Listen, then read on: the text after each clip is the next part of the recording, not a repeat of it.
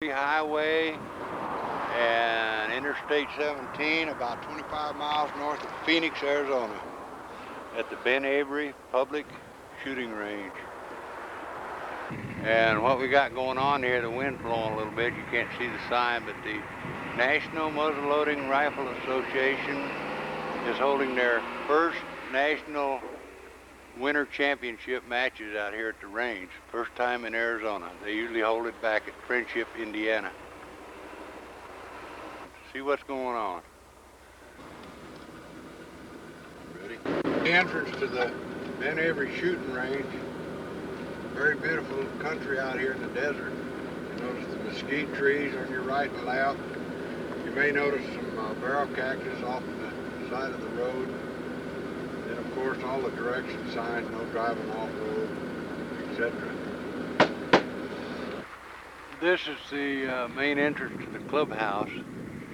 It's the main building on the range itself, and inside you'll see the welcome sign again. Inside is the NMLRA, National Muzzleloading Rifle Association staff signing up shooters. Costs you $15 entry fee and anywhere from $3 to $5 per match to shoot. And like I say, you're looking at the main building on the range here, which is called the clubhouse. It's just a great big open room inside actually when you get in there.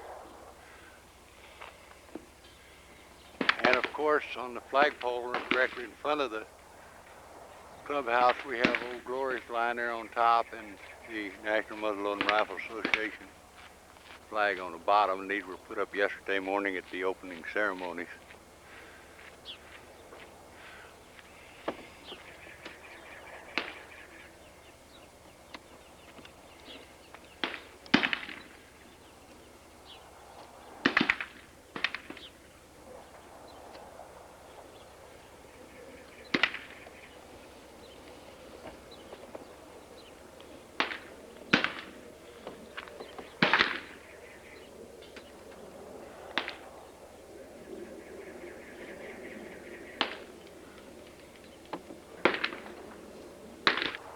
And you can't see it too good. We'll take a closer look after a while, but this is the small bore range. This entire range you'll be looking at was set up for modern high power rifles. However, with the Winter Nationals, the National Association has kind of taken over all the ranges. So all the guns shooting here today, you'll see will be muzzleloading rifles. Let's go take a closer look. Here's some of the signs at the entrance to the range. And there you see the main entrance. And to our right, they're shooting muzzleloading pistols, and to our left, they're shooting muzzleloading rifles. Now these are just mostly light rifles, hunting type, but some of them will have scopes. You'll see some, may even see some inline rifles, modified 30-06s with muzzleloading barrels screwed into them. Let's go in on the range and take a look at how a muzzleloader is loaded and shot. This is a general view of the shooting line. Let's walk down and take a real close look. Okay, here we have a typical marksman setup. You'll notice the gentleman swabbing the bore right now. Clean out the bore after every round. Now the next thing you're going to do is find his can of powder there with a measure on the bottom of it. And he'll measure the amount of powder in the barrel. You don't pour it in until you think you got enough. The next thing he's going to do is find a piece of patching material and a round ball. You've probably got them all marked by weight there. You'll spit on that patch, put it on the muzzle, tap it in with a hammer. Now for marksmanship, when you're going for maximum accuracy, you do this. Out in the field, you use a little thinner patch and something you can load with what we call a smarty. Now you're going to take the ramrod and you just tamp the powder. You just run the ball down on top of the powder. And he's ready to go shoot another shot. You'll notice you got all his gear here in a Nice little tackle box set up on a table, everything screwed all over the place. And this is how it's done on the range when you're shooting for maximum accuracy. A little different than you'll see going on out in the field. Put her up on her shoulder. Aim. Get all ready. You'll notice 6 inches between the elbow and the body. A cap lock rifle that you just shot. And there you see the targets. I'll show you a close-up of a target so you get some idea of the accuracy of this weapon. Left-hander. Got a left-hand lock probably. Yeah, once you're rolling. Getting his mind set. Now you're going to go for it. You're putting it up to his shoulder. 6 inches between the elbow. You notice his son there behind him watching through the spotting scope.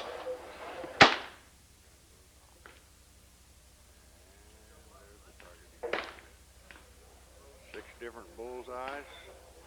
5 shots. One of them is a spotter target for checking your zero. They use 6 different bullseyes because if they use one bullseye, all 5 shots are subject to go through the same hole. And they, try to tell who's lying about shooting around the target. So you got to have one shot in the X ring in the middle of the target on each one of those 5 bullseyes. You have 30 minutes to shoot 5 rounds, including time to walk back and reload. Let's watch some of the various people shooting their rifles here, and then we'll take some close-up looks at some of the rifles.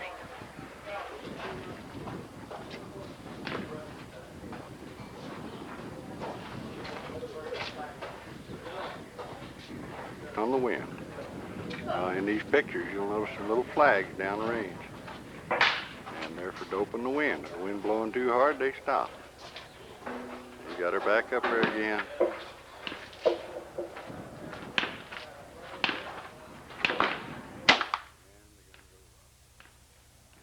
go look at some more guys shooting. Right there, getting ready to pop off a shot.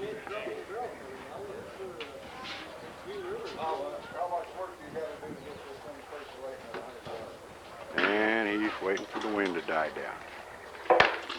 Getting his mental thoughts together. Back up. Goes into his squeeze. Continues to squeeze so he does not know when the gun's going to go off. No, he's going to wait on the wind. He decided he's going to give it up and wait for the wind to quit blowing a little bit. Okay, what we're looking at here is standing up against a bench, so it's not horizontal. It's a flintlock. And the piece you see toward the top there, after you put the priming powder in, is dropped down. And then the piece at the rear there is called the hammer or the cock. And the flint you see there in the jaws, it hits that piece, strikes a spark, which ignites the powder.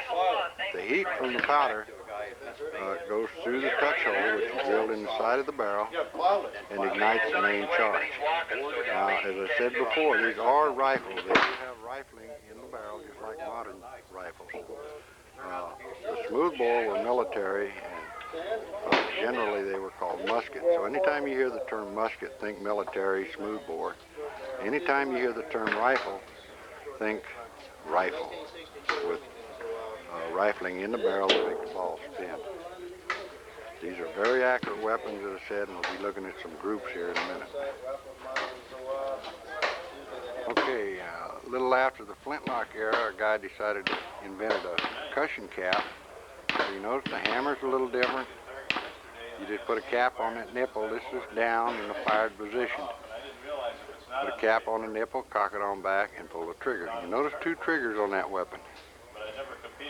One of them is a set trigger, which means that a little piece of steel flies up and hits the sear instead of the shooter having to pull directly against the mainspring. So you cock the triggers, which sets it, and then squeeze off the round. I didn't think so. And like I say, this is we just looked at a flintlock.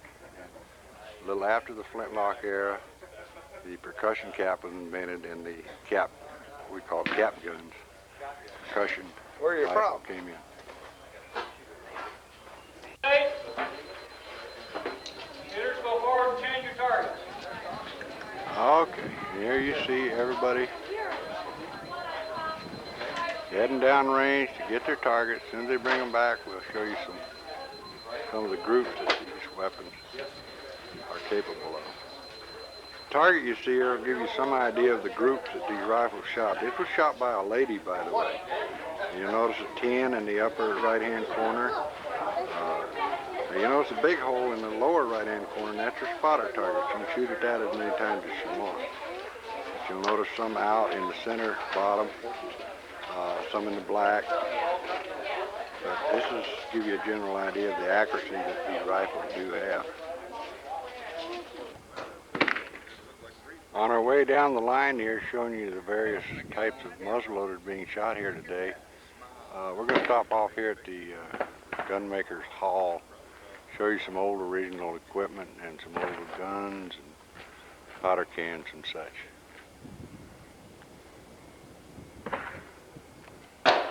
These are a few of the molds, bullet molds, starters, patch knives, and whatever that go with these type muzzleloaders. Over here you see a couple of tomahawks and powder horns and some of the bags that were carried. Up here's some of the old powder cans and such. Pan on over here, there's some more powder cans. We're getting a lot of glare off this glass, but we'll show you some guns here in a minute. We get done filming some of these old powder cans. Some of these are probably over 100 years old or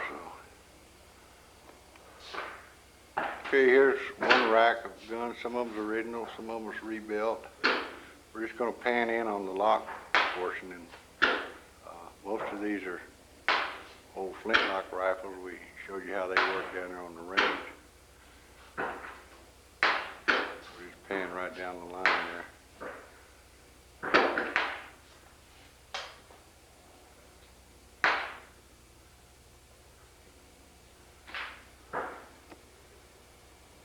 Comparison, here's a rack of modern-made rifles. We'll pan in on the locks of them, and again, these are mostly all flintlocks.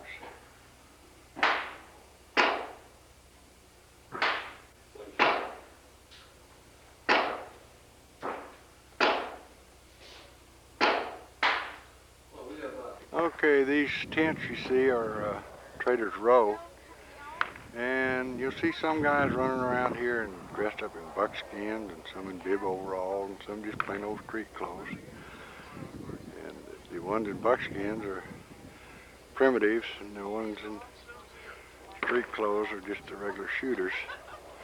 The primitives, they like to shoot at novelty type targets, hit or miss, knock down stuff, and the rest like to shoot paper, like we've already seen a little bit of. Well, let's go down Trader's Row here and see some of the typical wares that they're trying to peddle out here. Before we cut off here, though, I'd like to say that what you're seeing here, there's 4 more rows just like this of various traders from all over the United States. And here we have a typical trader's tent. Some of them are bigger than this, some of them are wide open. Somebody open them, we'll go inside and look at some of the trade goods that they have to offer. Here's one here. He has a lot of cast brass trigger guards, butt plates, brass furniture for making your rifle. George Shumway's books. And Shumway's book. Shumway's books, right. And a lot more books and gewgaws and foofaws for sale. Here's another inside of a trader's tent, a lot of locks, stock blankets.